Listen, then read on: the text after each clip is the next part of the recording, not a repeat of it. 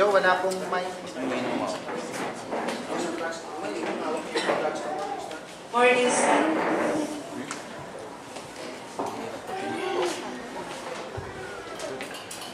Kaya hindi siya talaga. Bago lagi sa iyo. Ito na saan na siya.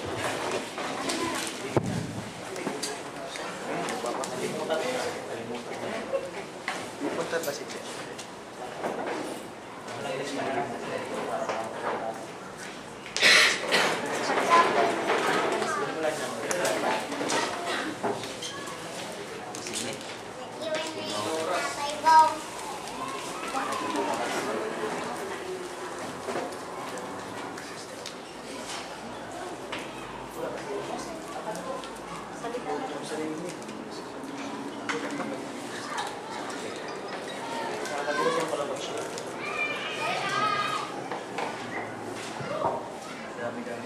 Ipasa po sa Revelation 2, chapter 2, verse 20.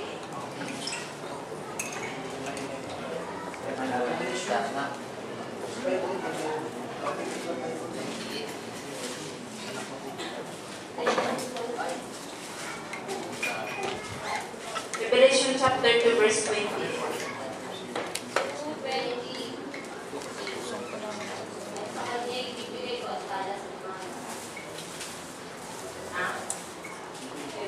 Ang tinukoy doon yung ang sino yung tinukoy doon ng tala sa umaga, yun yung ibig sabihin po ng morning star si Lucifer. Yung ibig sabihin po ng Lucifer. Ay, morning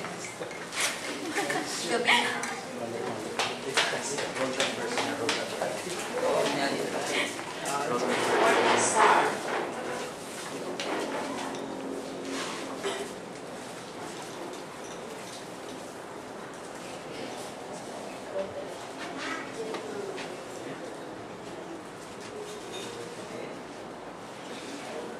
Ibig sabihin po ng morning star ay Lucifer.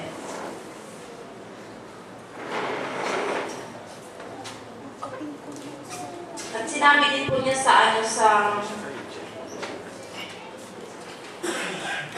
Hebrew word ay, sa Greek word,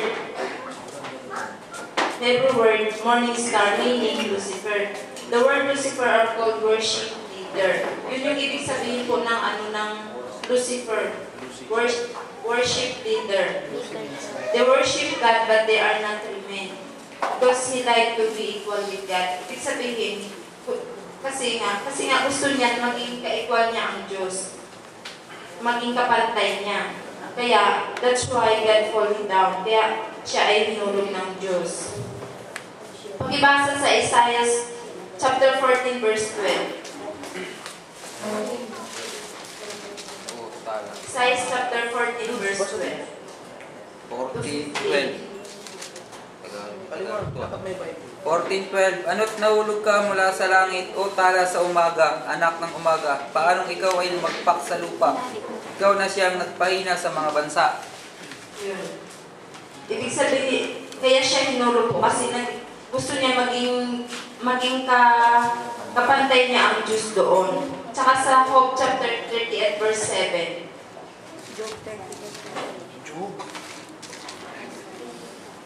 Chapter 38, verse 7.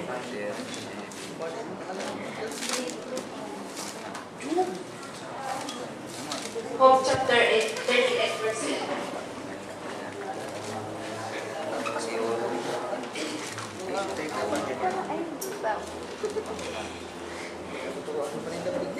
Mali mo na. Joe, ano? Chapter 38, verse 7. 38.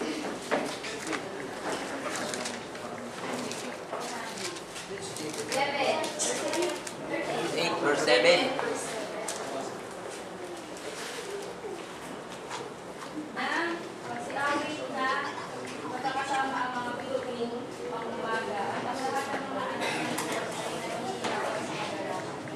Tinutukoy doon po yung mga angel. Tapos sinabi niya sa Ezekiel 28 verse 13,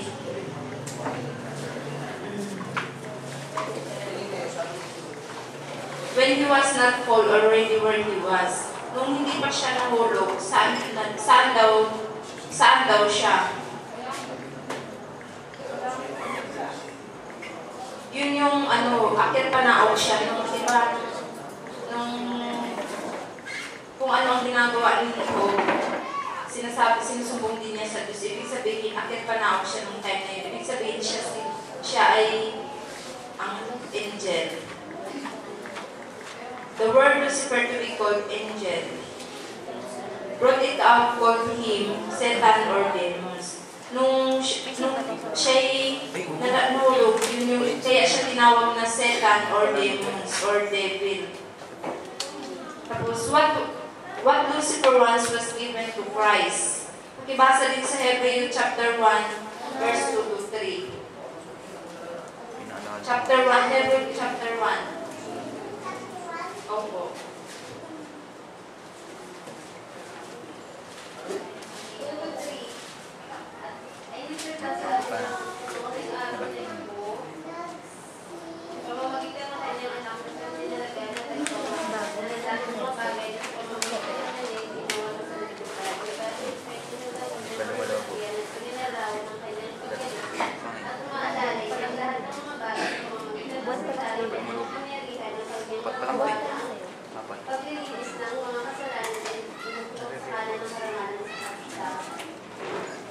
The light was given to him. See, Christ is the brightness of God, and all things, heaven and earth, had given unto him. Ibig sabihin, lahat ng bagay ay binigay niya kay Kristo.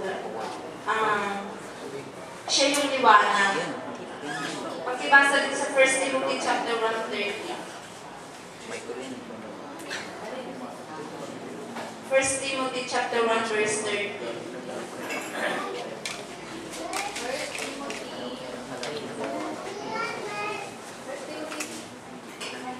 1:13.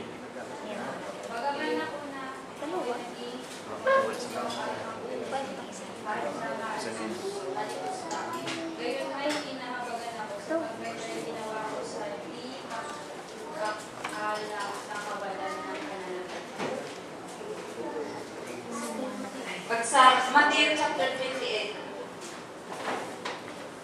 Matthew chapter 28, verse 18.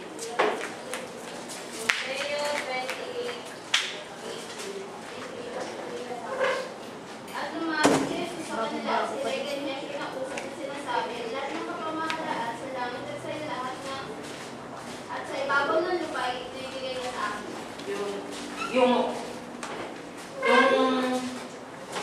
whole brightness, ibig sabihin ay nasa kay Kristo. Sa John chapter 8 verse 12. John chapter 8 verse 12.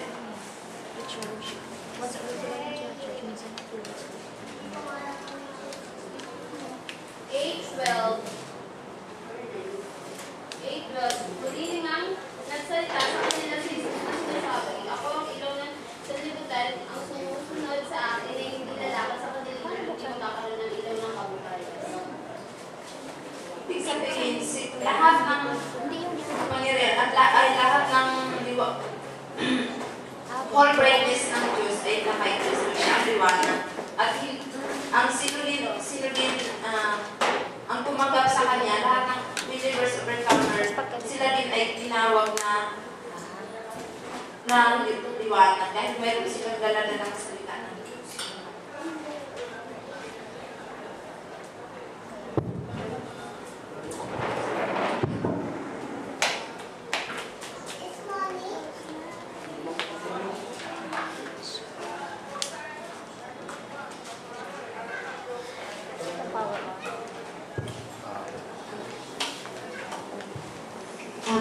Sa akin po yung i-share ko po about po kay Francis, yung pamagat po ng booklet is The Opening of the Seventh Seal. Yung yung Opening of the Seventh Seal, may kita po natin yun, yung sa Revelation chapter 6. Pero yung kaganapan nito, may kita po, mabasa po natin sa Revelation chapter 8 verse 1. Pakibasa po, Sister Linda natin. Revelation 8:1. At nang buksan niya ang kapitong tatak ay nagkaroon ng tahimik sa langit na may kalahating oras. So yun po. Sabi po din sa Revelation, sabi,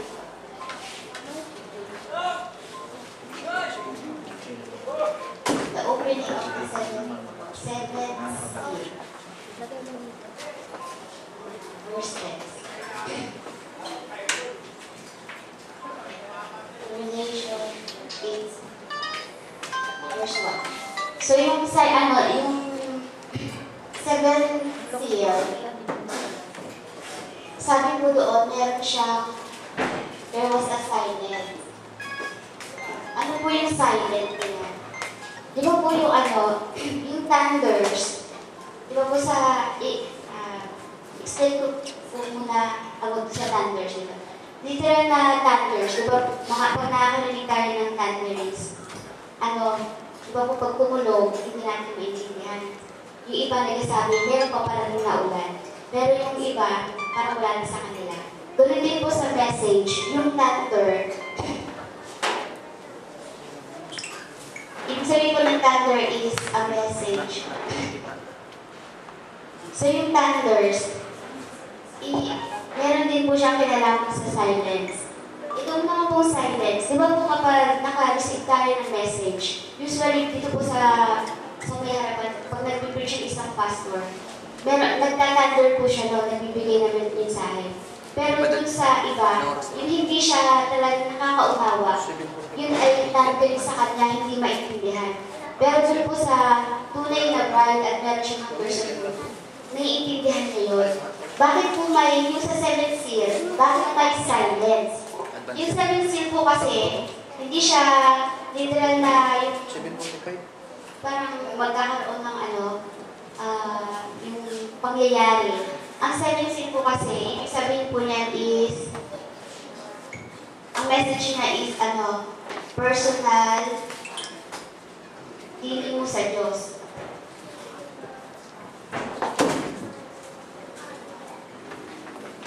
Meron po siyang kinalaman dun sa word. Ihagin ko na po sa silent. Kapag nakaka-rinig po tayo ng message, lalo na maganda, tapos naiintindihan natin, nagkakaroon tayo ng tigal-tigal sa puso natin. Di ba po, pag naiintindihan natin isang bagay, sinasabi natin, ay, yun pala yung ibig sabihin nun. So, meron siyang silent. Bakit sinabi yung silent? Yun yung personal feeling mo sa Diyos, na ang Diyos mismo yung nagpapahayag sa bawat individual natin sa atin. At yung seven seals po, ito yung yung faith, rapturing faith natin. Ito yung personal na paggawa mo sa Diyos between you and God. So, tapos meron din po, pagdating naman po sa Revelation 10, kung babasahin po natin, ang Revelation 10 at yung Daniel 12, meron po siyang pagkakaparehas. I-ano ka lang po.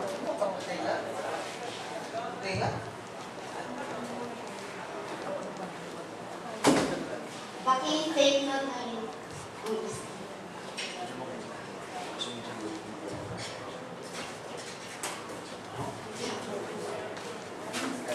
Daniel chapter 12, verse 1. Makibasa ng Revelation chapter 1, verse 1. 10 verse 1. Bible pa niya.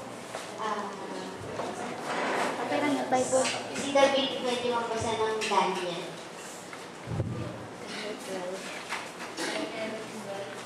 Daniel 12, 1 po.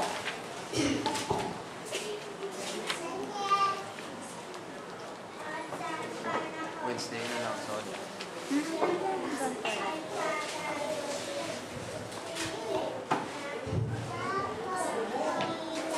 Lakas.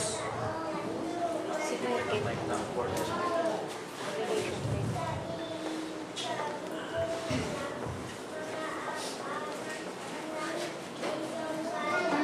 Pero hindi sinabi rin sa Revelation 10, si Michael siya.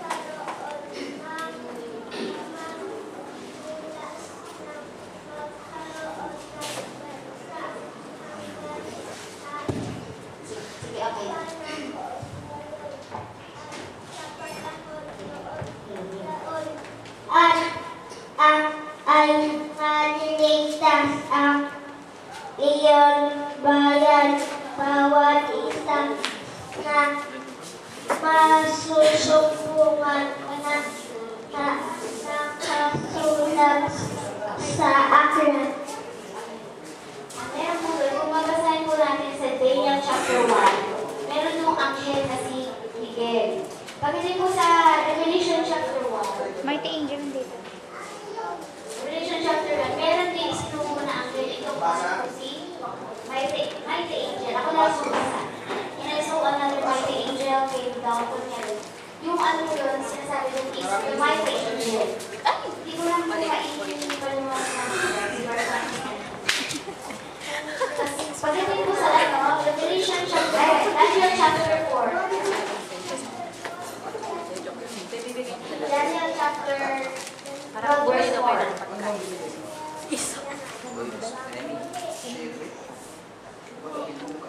Meron din po siyang pagkakaparehas. Ngunit ikaw, O Daniel, isara mo ang mga salita at tatangkan Verse 4. mo ang aklat hanggang sa panahon ng Kawasan. Kawasakan.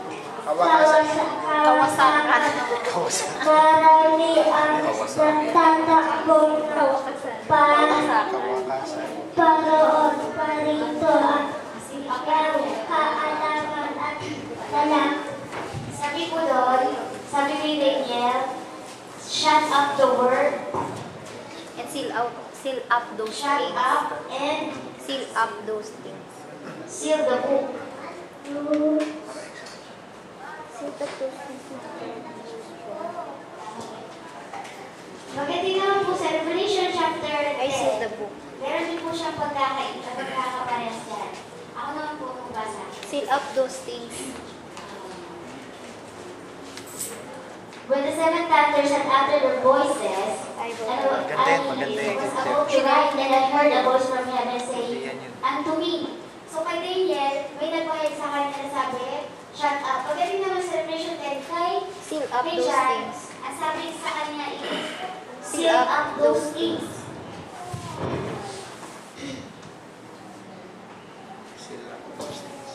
Ba't may ganun shut up?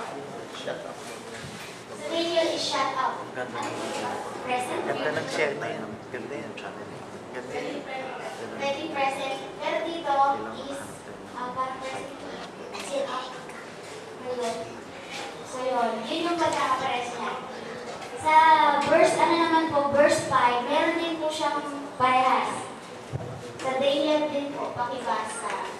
Daniel Chapter 5. Verse 5. Verse 5. Then I, Daniel, looked, and behold, there stood other two, the one on this side of the bank of the river, and the other on that side of the bank of the river.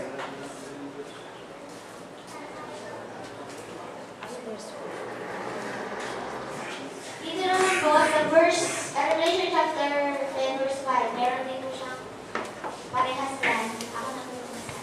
And the angel which I saw stand upon the sea And upon the and upon the earth. earth.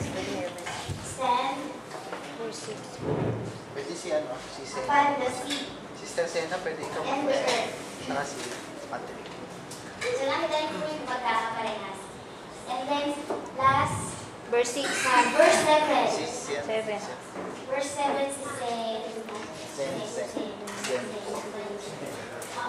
Daniel chapter 12 verse 7.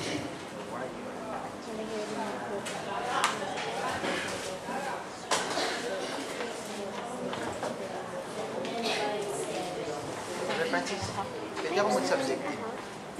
Sino ito? Wala na ako na. Pagkatapos na siya.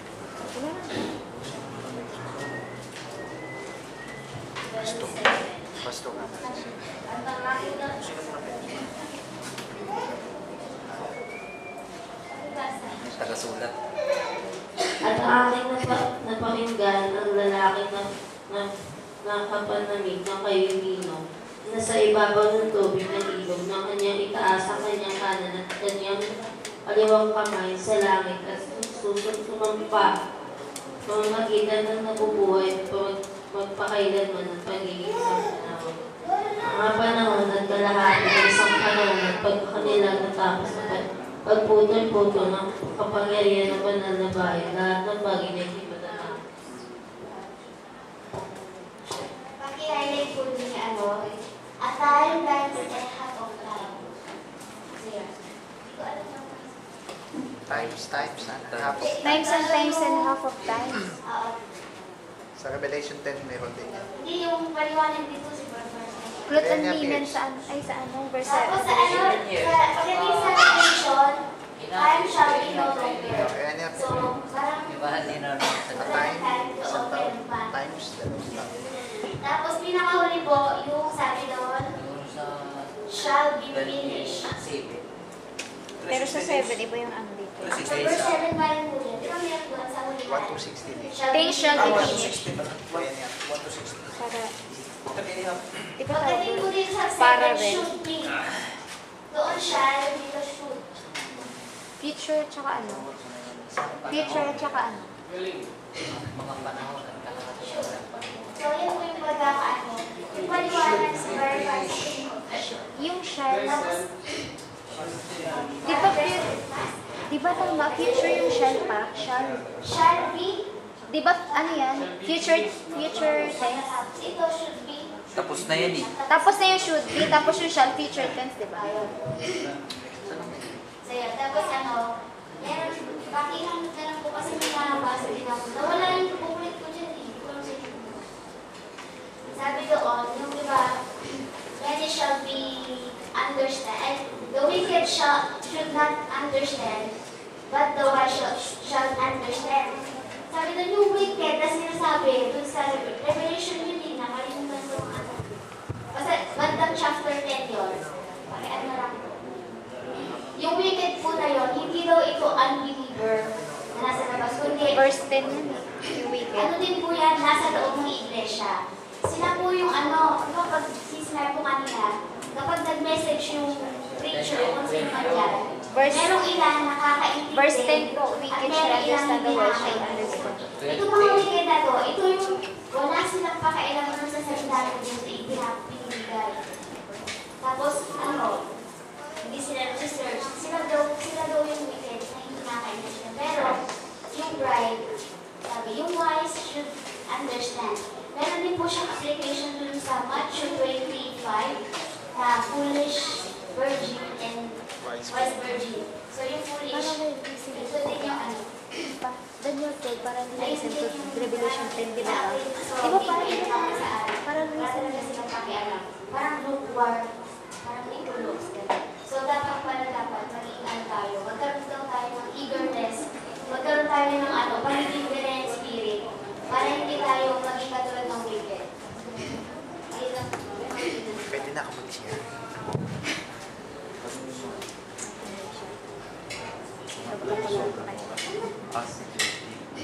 Okay.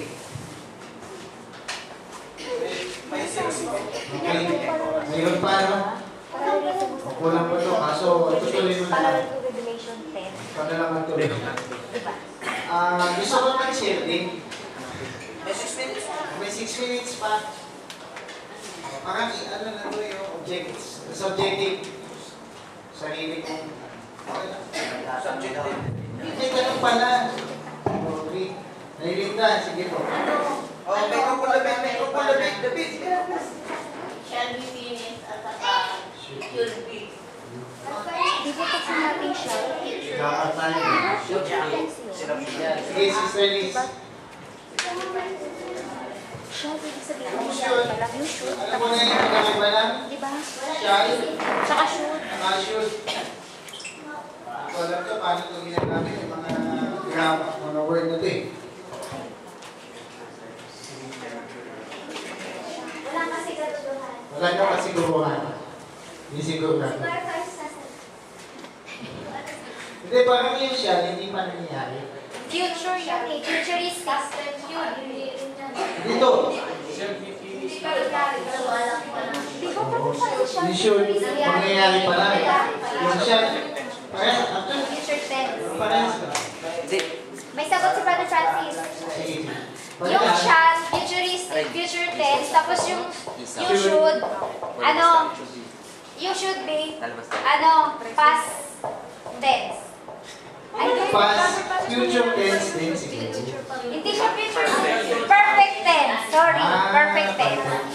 Pag sinabing perfect tense, ano yung sabihin? Patapos. Patapos. Pag sinabing future perfect tense, ano yung sabihin? Future mangyayari pa lang. Na tense. Ano ba yung tense? Ano yung ibig sabihin ng tense? Pag nilagyan mo ng shift, Yung tense means time? Hindi ah. Hindi. Hindi, sinasabi. Tense na. English tayo eh. Present tense. Siya ay future Future tense. Perfect tense. Ito future tense. Anong tense? Ano yung ibig sabihin ng tense? Oh, parang ano, may lang tayo babalik sa English. Alam ko ang tense. Panahon. Ano, panahon, tama, ano yung ibig sabihin ng tense? Hindi magaling sa ating English. Mr. Ernila, ano ang ibig sabihin ng tense? Unat banat. Weather. Whether. Parang ano yung ibig sabihin ng tense? Parang unat, parang ganun. Ano nga? Hindi. Parang mangyayari pa lang. Alam na natin, hindi pa siya nangyari, future siya. Mangyayari pa lang. Ito, anong tawag dito sa bagay na to? Ano to, tense? Past tense yung Kaya kanya lang po yung tense. Ano meaning ng tense? Paki-search na lang doon sa internet. Sa internet ka lang.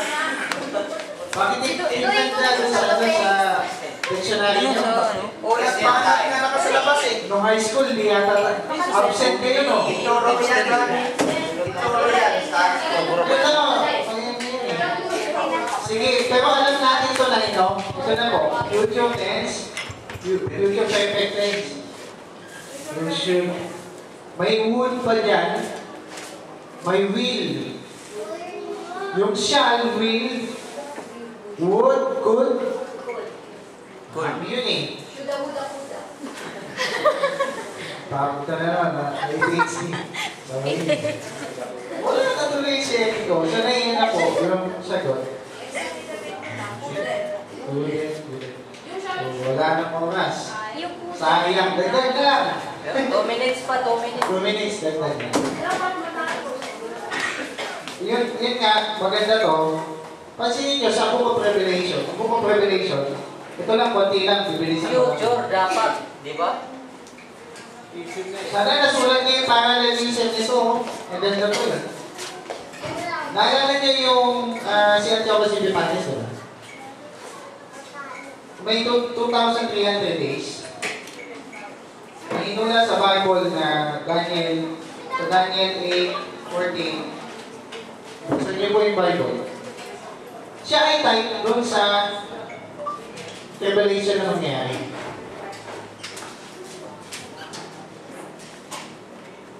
Kung papansinin nyo, doon sa Daniel 8, mayroon siyang the daily sacrifice was taken away.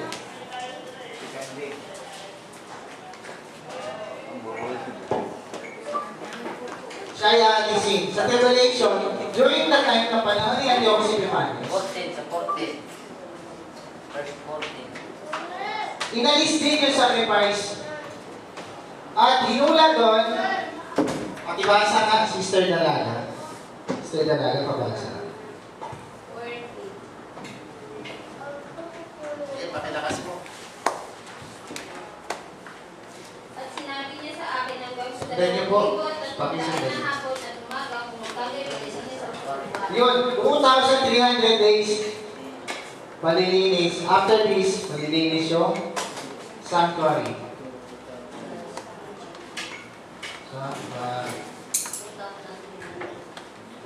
I-divide nyo to. 2,300 days divided by 365. Yun yung year kung ilang taon. Si Antiochus Epiphanes ay namatay 6.5 years. 6 na taon, hindi pa magpipitong araw, magpipitong taon, namatay siya. Siya ay nalagdag yata sa kabayo at hindi siya napatay. Ano po, kung kinain ng aso. Dun sa bayan, sa chariot. Then, sa Revelation, we do believe, ito yung 10.5 years. Ito yung another 10.5 years. Bago pangyari, hindi ba yan mga kapatid? Dito may Armageddon, may 30 days. Dito may 45. Palilinis ang sanctuaryo. Yung daily sacrifice na ginagawa nila, may babalik ulit after 2,300 days. After 10.5 years, malilinis yung sanctuaryo. Tawag yan ay cleansing Of the temple.